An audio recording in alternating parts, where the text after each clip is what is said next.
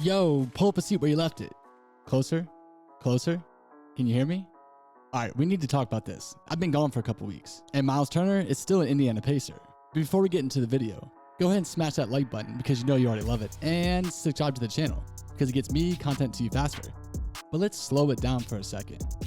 By now, you guys, everybody on the planet, not to mention some distant constellations, know the Pacers are looking to trade Myles Turner and Buddy Hield. So what's the roadblock? Quite honestly, I have no idea. So collectively, you guys, today in this video, we need to figure it out. Because team president Kevin Pritchard, he's not going to accept a lousy deal to move on from them.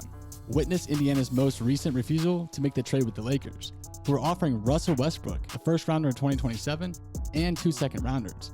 Pritchard and the Pacers are neither desperate nor they're stupid. But I'm sure it's clear to you, as it is for me, that everybody in the Pacers organization, from owner Herb Simon on down to the organizational chart, is poised to continue the complete rebuild of the franchise that has gone sideways, up, down, all around, and every which way.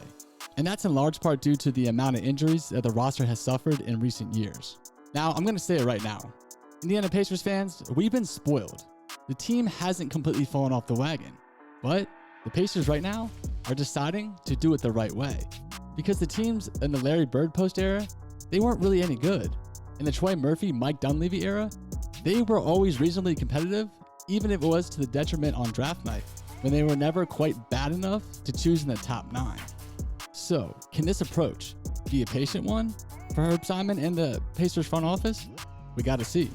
Proof is in the pudding though, because this time last year, the Pacers, they used more of a time-tested approach.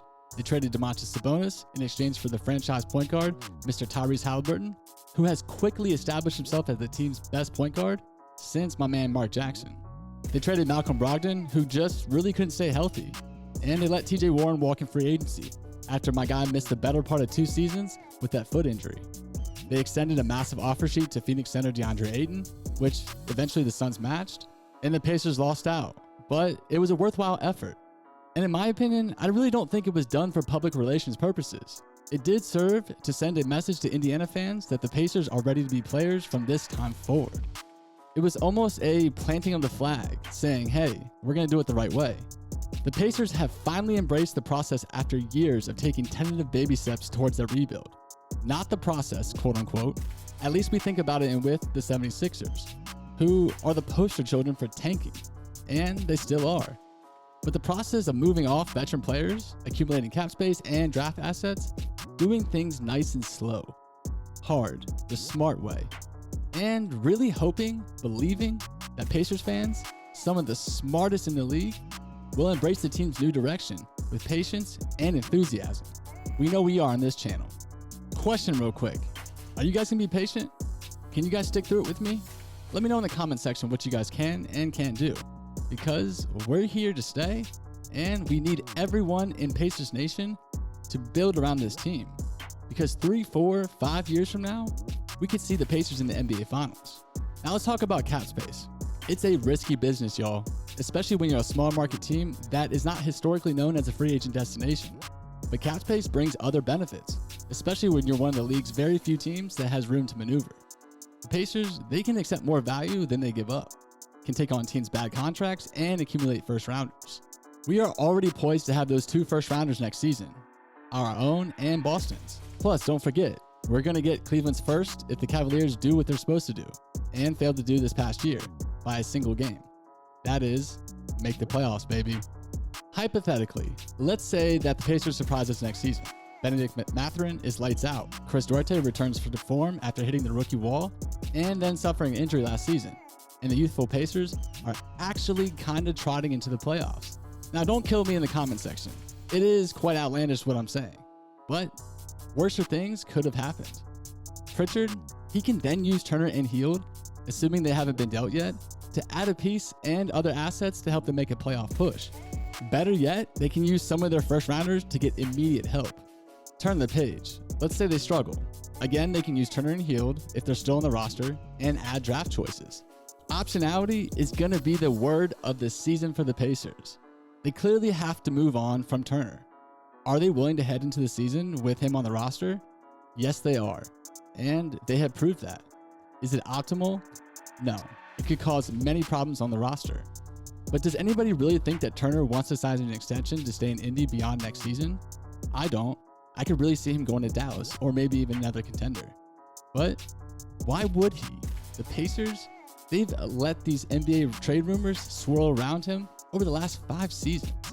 So I'm really figuring he wants to end up back in Texas, San Antonio maybe, and of course, his feelings have been bruised.